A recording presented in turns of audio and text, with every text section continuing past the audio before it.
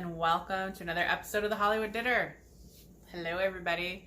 My name is Allison, and I'm recording from my home in Los Angeles, California, on Indigenous People Day in the United States, or not everywhere in the United States, here in Los Angeles, formerly known as Columbus Day. And that is Monday, October 12th, 2020, which is a holiday, which is why I'm home in the middle of the day in a nice quiet house to sit and record with you.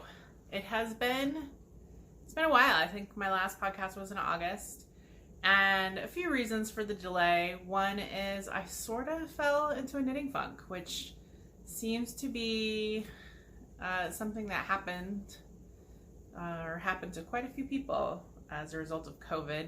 I was knitting a lot, and then I started to kind of knit less and do other things, and then in mid-September I had to go back to work full-time. So it was they pulled everyone back in. Well, I shouldn't say that. They pulled most people back in.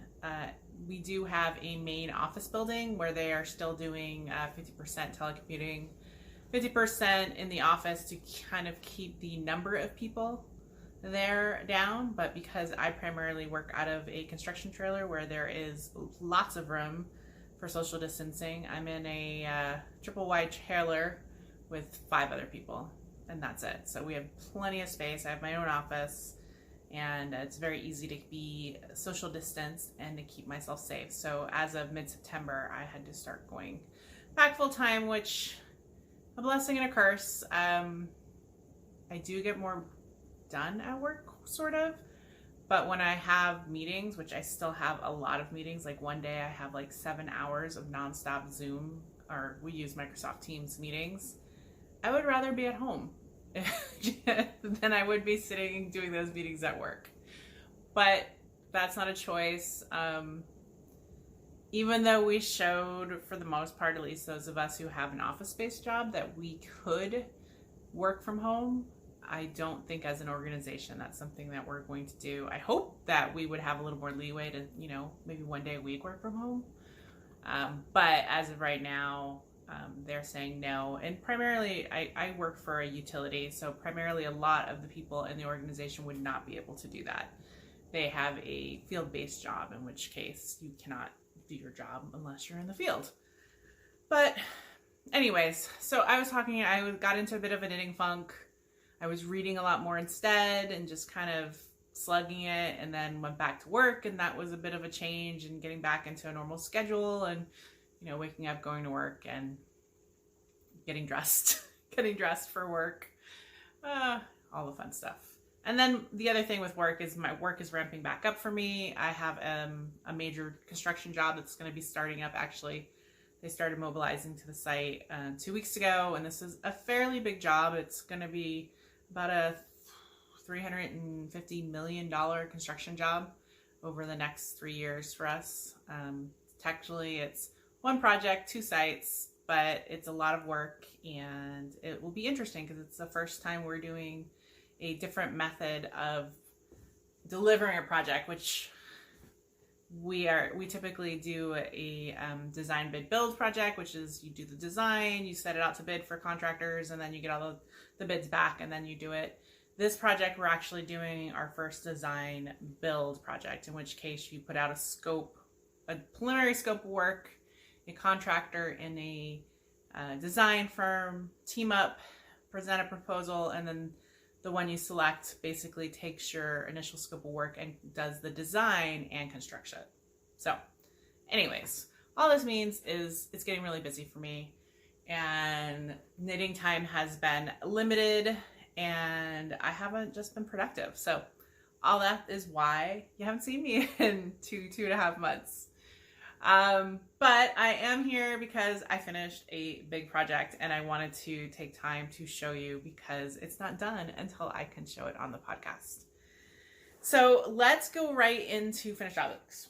One, I'll show you a little finished object. I finished another mother bear without the face because I haven't done it yet. I went and looked at my goals for 2020, and I had a goal of finishing 5 of these. So this is my 3rd one of the year. So I got to do 2 more to finish my goal, and I think I will. I think I'm going to turn around and try to do one of these shortly, but just to bang out 2 more so that right around probably beginning of December, I can mail in to the Mother Bear Project out of Minneapolis bears that will hopefully make their way to Africa to kids who will love them.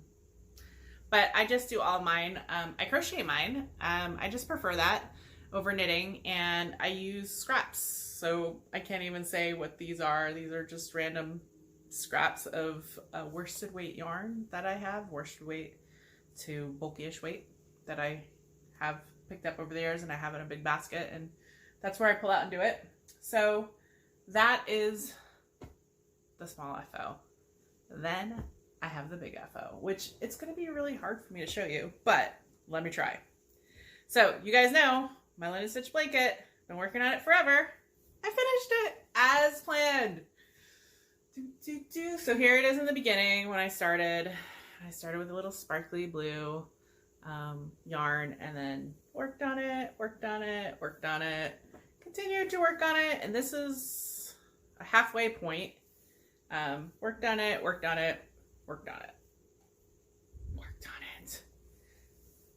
Just showing you so much lovely. I'm coming to the other side because I actually have markers in there. So this is where I started this year, and then this is where I finished all since January. And then I have markers for every month. And I had promised I wanted to finish this year. I started this in January 2016. So I have been working on it over 4 years, almost 5 years. It'll be 5 years in January. And it was time. Now, obviously, I wasn't working on it nonstop. I took time off. I took breaks. This is all done with scraps or minis or etc. And it's all linen stitch. Look at how pretty it is. That's the stockinette side. And then this is the purl side. And it's 500 stitches across. It is a single row. Each row is a different color. And then I slip back and I knit across. So I only ever knit slipped. And then all I did at the ends is once I had 2 rows, I knotted them together. I did a little thing, tightened them up, knotted them together, and then cut them. So I have fringe. And my fringe, mostly the same size. I noticed that there might be 1/8 of an inch or so from here to there, but in the end, I don't think it's going to bother me that much. But starting at the beginning this year, I had finished 51 inches, and I wanted to make this 72 inches. And I did. I ended up making the final dimensions were 73 inches long in length, and it's 54 inches across. This is going to be kind of a couch blanket, so this is like perfect. And since I made the commitment to finish it this year, I had to do 22 inches this year, which is the most I've done, obviously, in a year. Since the previous 3 years or 4 years to that, I had only done 50. But I did 3.5 inches in August, I did 3.5 inches in September, and then I have 2 inches in October and cast off. And my cast off, I just did that like 2 days ago, and I'm mostly okay with it. It's, is that my cast off, or is this my cast off? Look, I already can't tell. How awesome is that? I'm pretty sure it's this one. Yeah, it's this one. It was difficult because you want it to be a little stretchy, but it doesn't need to be that stretchy. So I tried like my normal stretchy bind offs, and that was too much.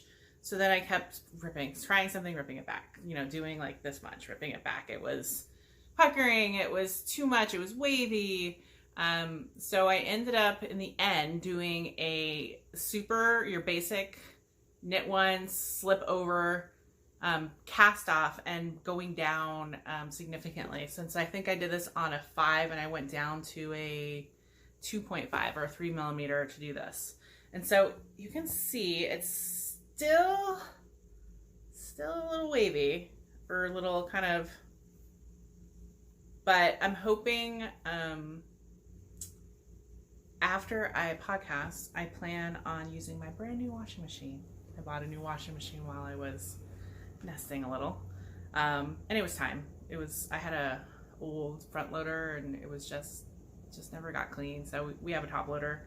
We went and did that. So I'm going to do a wash. And when I mean wash, I mean just a soak and a spin. That's it, obviously. This is mostly stock yarns. It is probably mostly nylon Berlins, but there are probably a few non-superwash yarns in here. So I do not want to do anything more than a cold soak, really, and then a spin. And then it is super hot here in LA this week. It's going to be in the 90s. So I'm going to lay it out outside on my patio to dry. And I'm hoping that will take care of some of this kind of waviness of the bind off. And honestly, I've just been working on this blanket for almost 5 years. And so, yeah, it could use a soak. And look. So to figure out how much yarn was in it, I weighed myself with and without it. And it is a solid 3.3 pounds. And then I basically did some assumptions. So 3.3 pounds, which is 1,500 grams. I assumed roughly 420 yards per 100 grams, which means there are approximately 6,300 yards in this blanket. Based on a rough gram count, I could have actually counted like all the fringes, but I wasn't going to do that. But let's say approximately I have 1,200 rows in it, and 1,200 rows at an average of 20 minutes a row means I put about 400 hours into this blanket. 400 hours into this beautiful blanket. And I finished it. And I said to the boyfriend, I'm like, look, oh my God, I finished it. And he's like, okay. And I'm like, you don't understand. I've been working on this almost 5 years. And he's like, oh, are you going to give it away? And I was like, hell to the no. Like, there's 400 hours of knitting in this. This is like a labor of love. A linen stitch blanket forever. So many different yarns, so many colors. So yeah, no one can love this but me. It's going to be my new winter blanket on my couch, hanging out. So, I'm so excited that it is done. I don't like whips, and this was like the longest whip I had, but yet I loved working on it in a love-hate kind of thing. Like, I love the way it looked, but it was time consuming. Like, you know, a single row was time consuming, and I couldn't do more than 4 to 6 rows at a time, because the way I knit this or the linen stitch, I either hurt my finger because you're constantly moving it, or I would get tense and I would just start, you know, when I knit too much, I get pain. So I couldn't, you know, just constantly knit. And so it was slow going. It was slow going. It's a labor of love, and it's done. So done. So yeah. This, my linen stitch blanket, is going to cover me and only me.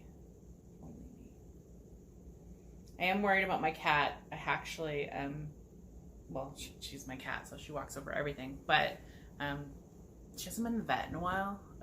Probably, well, before COVID. I think it was last December. And I'm really bad about cutting her nails. She's so... I can cut it if it's like jagged, but I have to like hold her down and like get to it, and she's just not worth it. So I usually have the vet cut her nails, and so her nails are a little long right now, and she snags.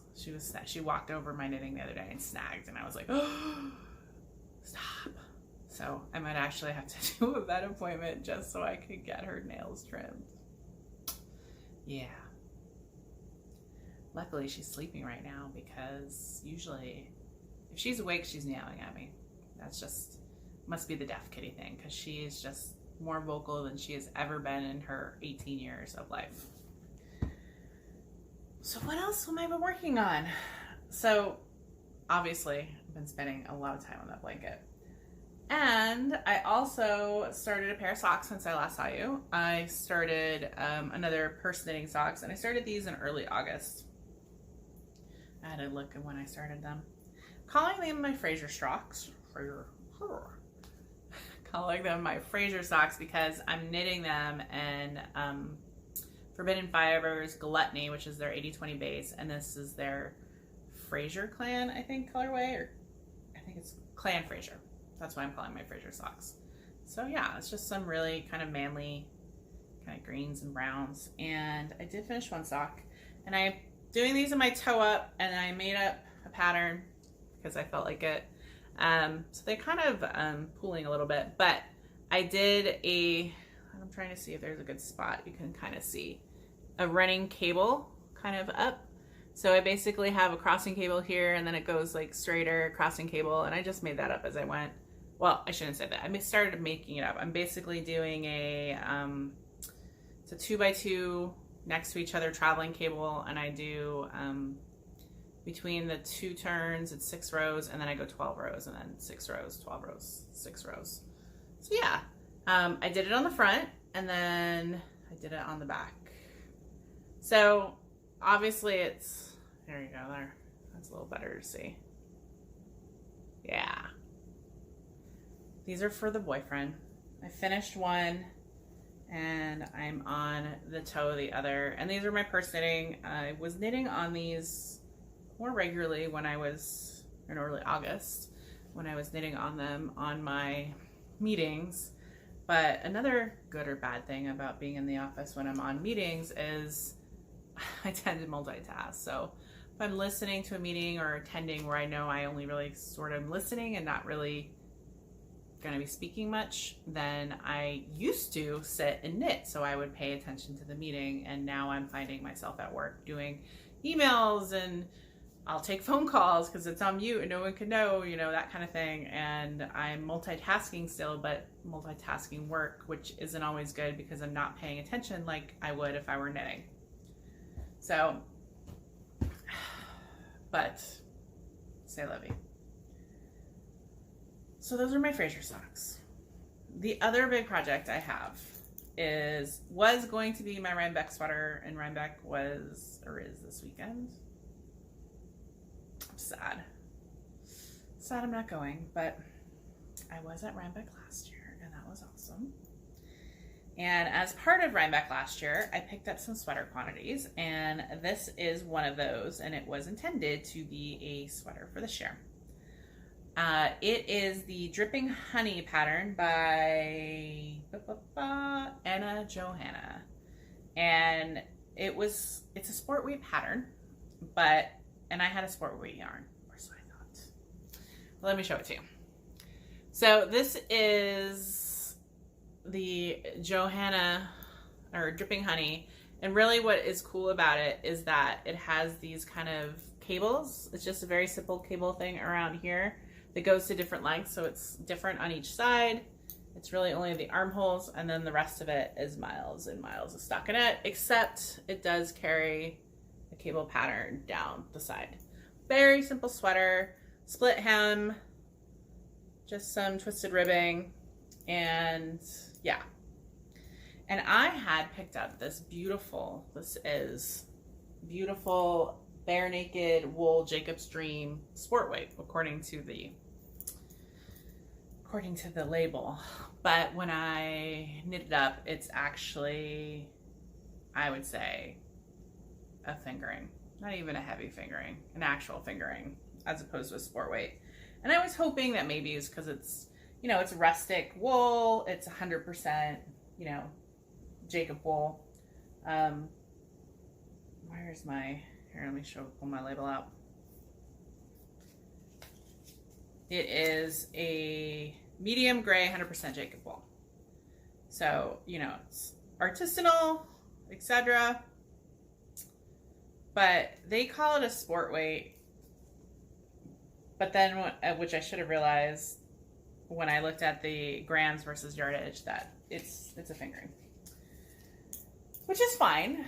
And I had debated once I did the swatch, which I did a swatch. I did a pretty decent swatch. I don't know where I just put it. But I did the swatch, and once I did the swatch, I figured out that obviously it was not a sport weight yarn, and I was not going to meet gauge. And then I debated because I really wanted to use this yarn, and I really liked the pattern, and ultimately I went back and forth. Should I find a different pattern? Should I, blah. Maybe it will bloom more when I wash it. So I actually did the swatch and washed and rinsed them, and it didn't. And what I instead did is am using the same pattern, but I am using my fingering weight gauge and I've just adjusted, which in general means that I am knitting a larger size, following the numbers for a larger size to get my size. And that seems to be going well. I have tried this on, as I said, I have like, you know, the body, my whole body done, and I just started on the sleeve this weekend. So I have to block it. I think when I block it, we'll obviously kind of, because it's probably just an inch or so of ease right now. And I think the pattern called for like 5 inches of ease. So I'm hoping when I block it, I'll get a little more. I think I will. And then for length, I made it longer. The designer must be a short torsoed person, because they were doing something that was, I think a total of like 14 inches from the underarm, and my normal is 18 inches. So I added significantly more inches to get to a length that I like, because I didn't want it to be cropped or even just right at the belly. I wanted it to go beyond that. So yeah, I'm loving it. It has been, I started it in early August. I was hoping to be done right about now, so about 2 months, but because of my knitting slowdown, it stalled. So crossing my fingers that maybe I'll be done with it by the end of October, but in reality, it will probably be another month, because, you know, Sleeve Island, and I got to do the neck. But you never know. I could, now that I don't have my Forever Lingering, this actually, despite being a fingering weight project, knits faster than that. You know, as I picked up just that sleeve just this weekend, and I already have like, I don't know, 3-4 inches of it done.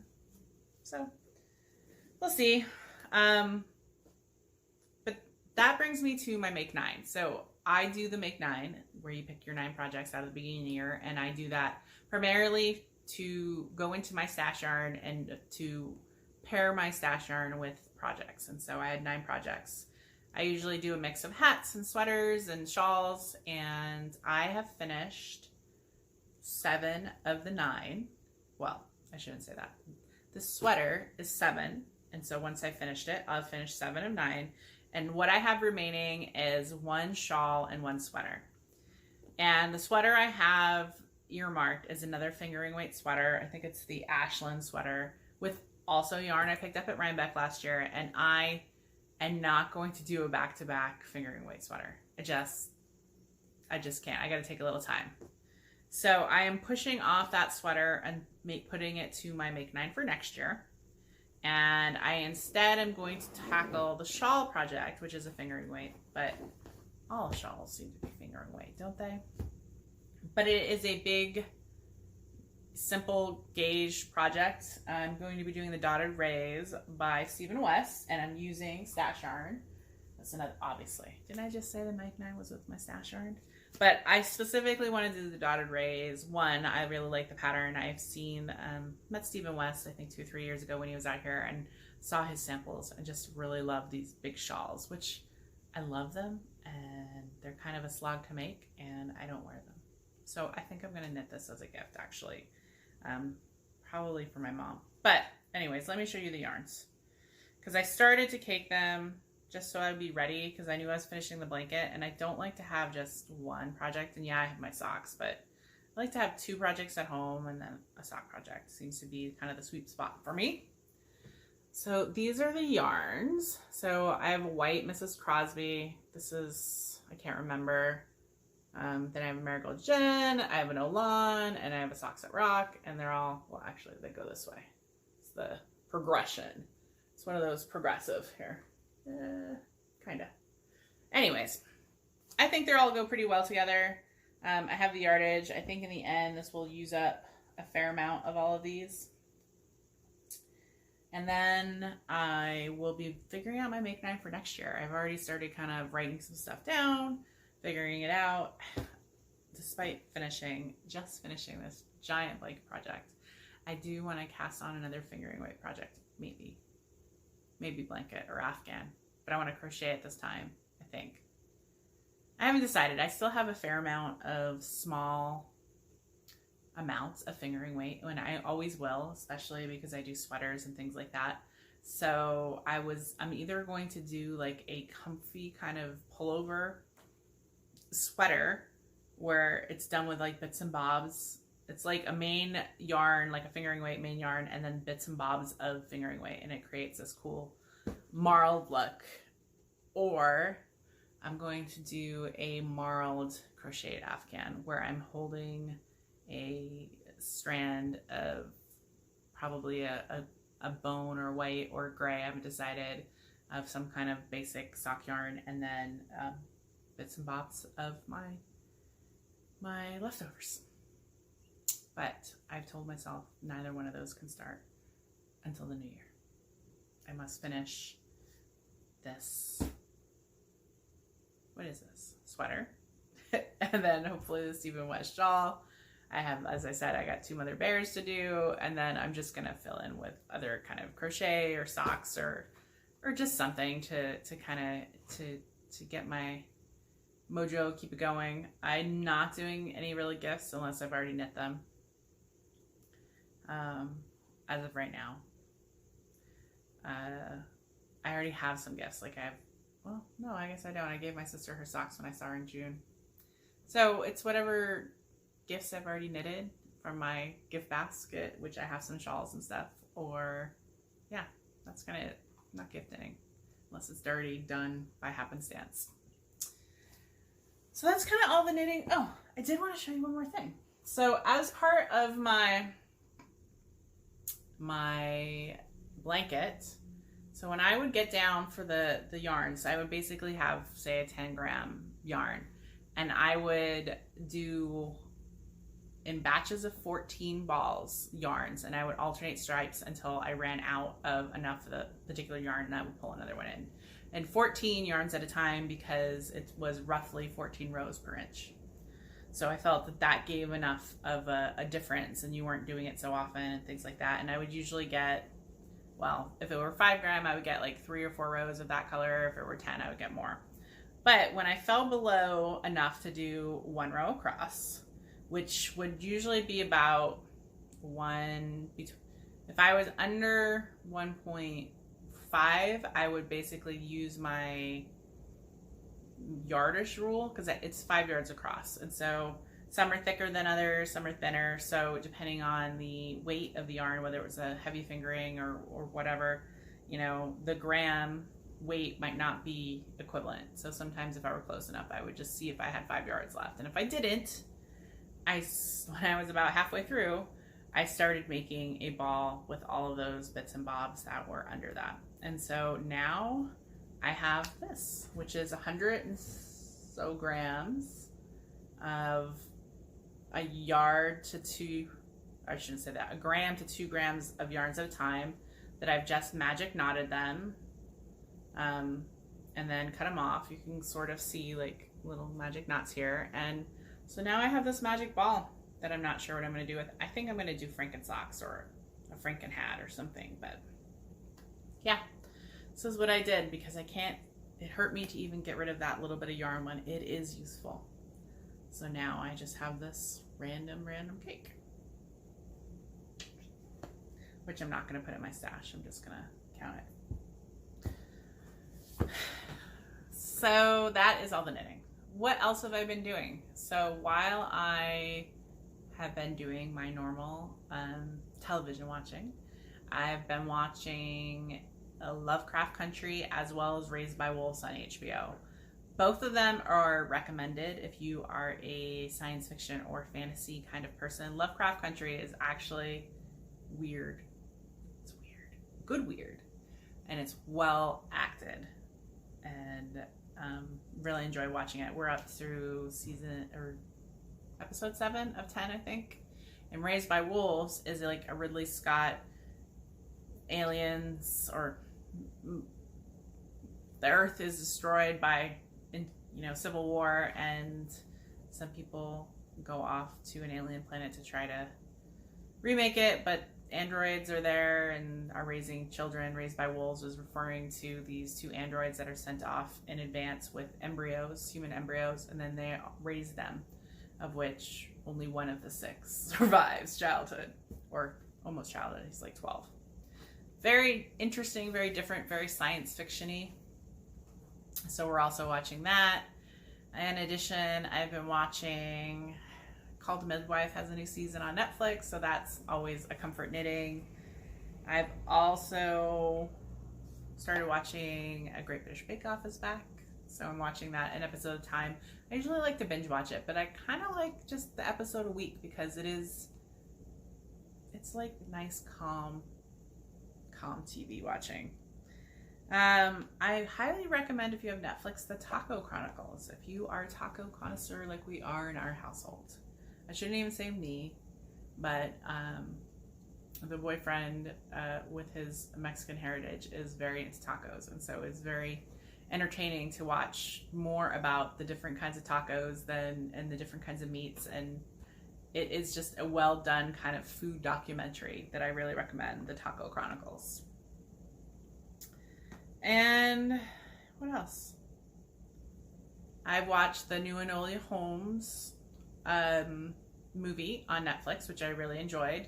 It was with Millie Bobby Brown of The Stranger Things, and I think she helped produce it, and it's based on apparently on a series of like young adult books, and she's the younger sister of the Sherlock Holmes, and it was just really well done. It was very enjoyable to watch, and I like kind of the strong female teenager lead without having to have any real overt sexuality or anything in it. She's just a kick-ass, smart young woman.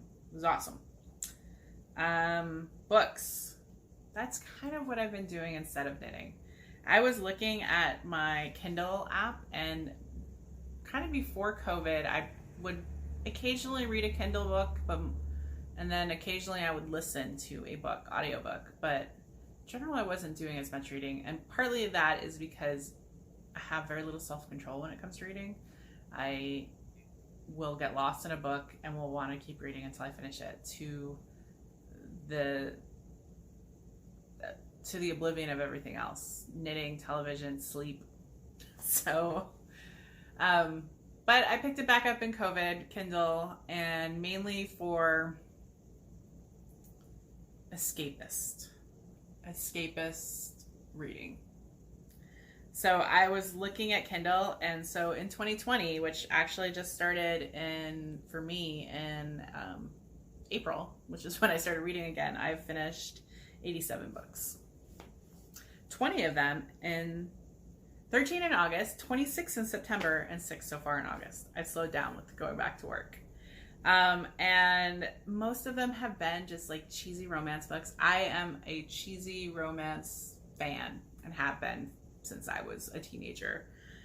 So I've been reading the Patricia Rice Magic series, which are Regency romance with just a twist of supernatural, and gobble them like candy, and they're easy like candy, and you read them and move on. And I like this series because it reintroduces its characters. I think she does 7 books, and there's like a family, and so you get to see the different stories. I also started picking up and diving back into the Laurel Hamilton, Anita Blake series, which I had stopped reading probably 8-9 years ago. I'd read all of them up to that point. So I just sort of figured out where I left off roughly, and I'm working my way through them. They're kind of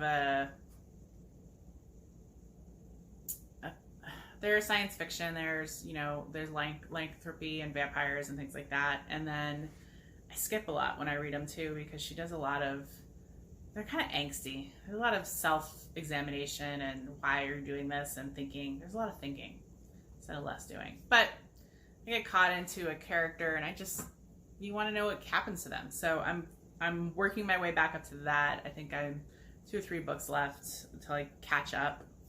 I also finished the Mary Janice Davidson's Undead series with the Betsy Taylor series. Another one I'd read probably over half the series, and I didn't realize that it kept going.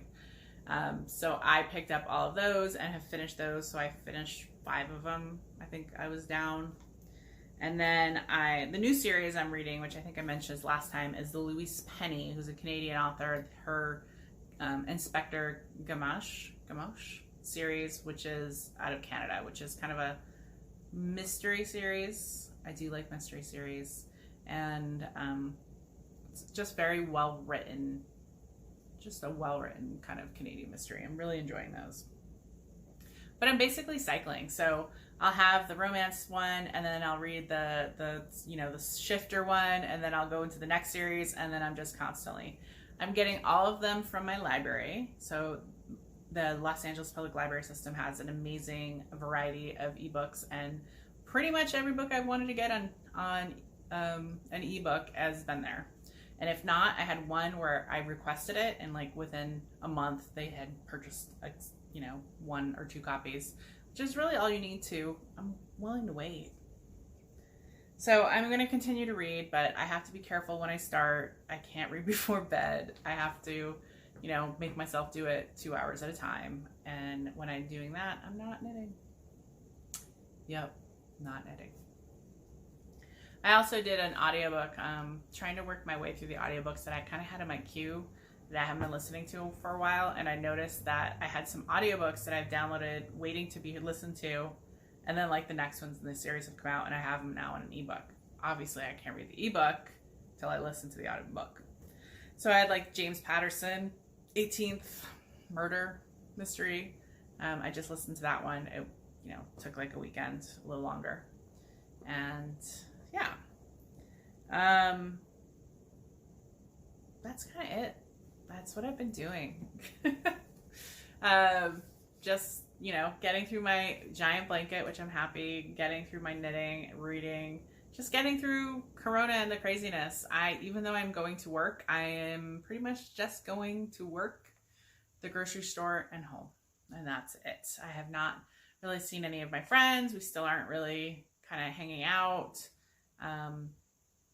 Yeah, it's just still weird. I feel weird going out and about, and I'm an introvert anyways, and a homebody anyways, and so yeah, I just haven't.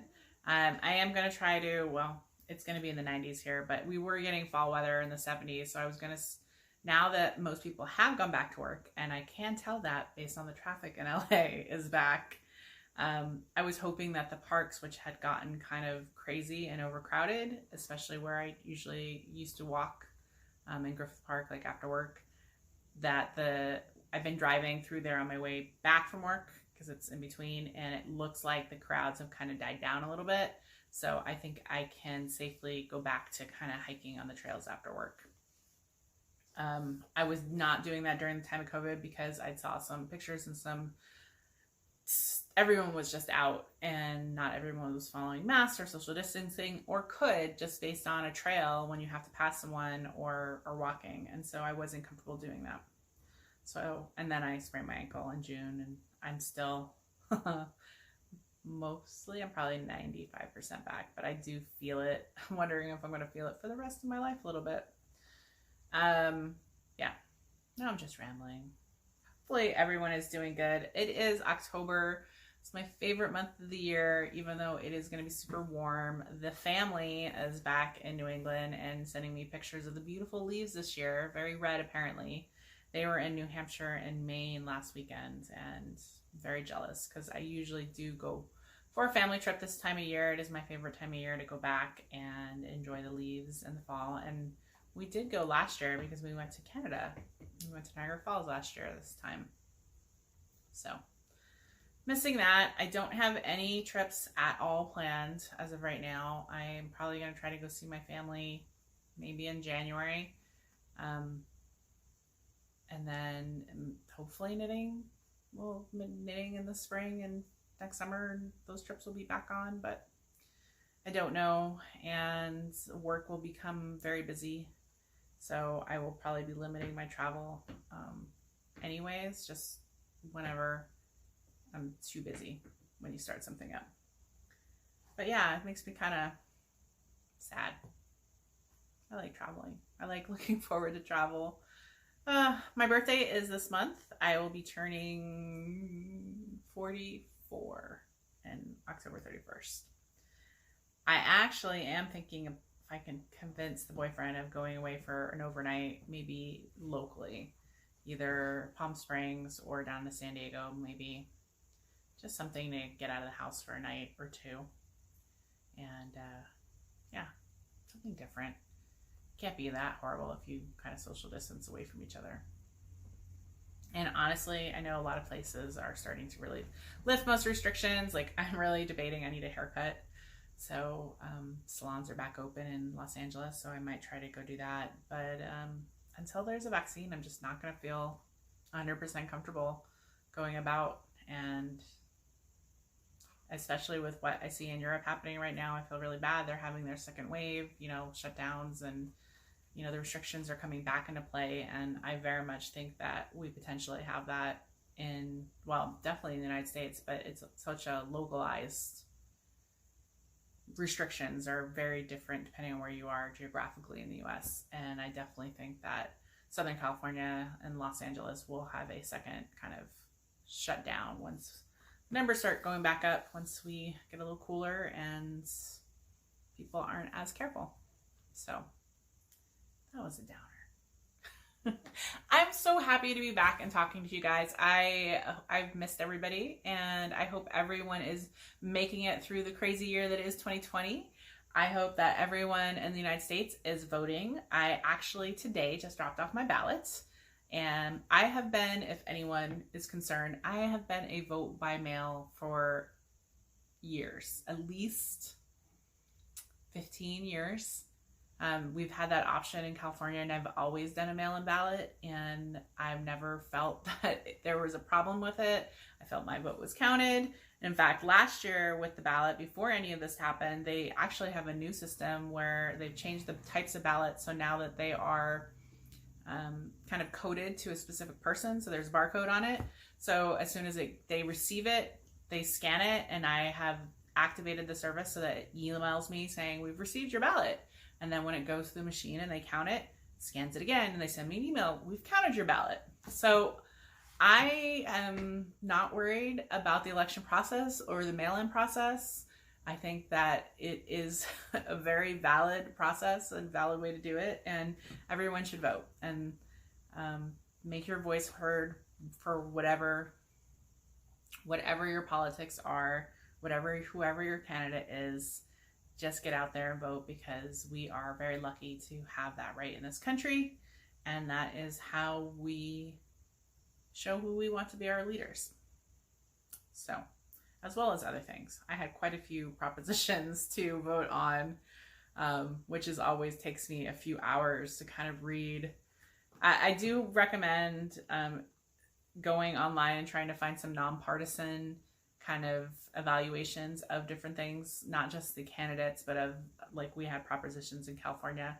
I found one site, I think it was Cal Voters, and they kind of just did this is what the issue is, this is why you're voting on it, and like, this is who brought the ballot, this is who paid for it. And that also is very interesting and very telling on whether, what was the reasoning behind it, because it's usually half and half, where it's interest groups trying to get something for whatever, whether it's good or bad, it's, their interests, and then other ones are just actual changes coming based out of the government as opposed to an interest group. Anyways, hours reading all that, and so I dropped my ballot in the mailbox. We actually have a thing. Normally I would always send it back to the post office, but this year in Los Angeles, they actually have installed quite a few of the drop ballot boxes. I think we have 400 or more in Los Angeles County, and one happens to be right in front of my library down the street. So instead of using the post office, which there's been issues with the post office, slow mail and things like that, I went ahead and dropped it in the secure ballot box. And so we will see how long it takes them to pick it up and let me know when they did that. Obviously not today, it's a holiday, I wouldn't expect it to get picked up today. But I think they said they were picking them up like every day or every other day. We'll see. So that's it. I hope everyone is having a wonderful October. I hope everyone is making it through 2020. Everyone is, just living. Whatever that means to you, whatever you got to do. I miss everybody. I miss all my knitting friends. I'm really sad that I didn't get to see anybody this year. Except I did see Stitches West. That was the last event. But since then, so many things didn't happen, and that made me sad. And I'm hoping that next year is better and that we can all see each other again safely. But I'll probably be back November, December, depending on when I have stuff to do and how much knitting time I have. But until then, that's a wrap from Hollywood, where fantasy meets fiber and dreams are knit. If you want to find me, I'm Allison1031 on Instagram, though I haven't been Instagramming at all. I really should do a picture now and then so you know I'm alive. Or Ravelry, which I'm also on, but not the best. Anyways. Or just send me an email. Leave a comment. Do a message. Say hi.